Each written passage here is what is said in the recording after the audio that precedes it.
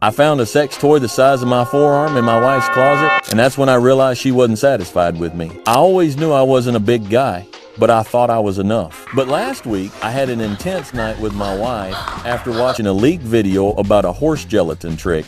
I'm pretty sure she thought I had some kind of implant or something when I penetrated her, because I had never heard her moan like that before. Seriously, I never imagined a mix of 3 household ingredients could work that fast. No pills, no side effects, just homemade ingredients that supposedly reactivate masculinity in men over 50. Ever since I started doing it, I feel like a total badass with a machine between my legs. The video I watched had 17 million views, but it got taken down, and I heard pharmaceutical companies were worried because it supposedly worked better than Viagra and only cost a few cents to make. Guys, if you're dealing with erection problems, no matter how long it's been, you should try this. According to the video, the more often you use it, the bigger it can supposedly get. But don't use it more than once a day. I managed to get a new link to the original video where they explain how porn actors supposedly use this to stay hard for hours during filming. I'm going to show it now. Don't close this window, because you might never find this trick again. I'm going to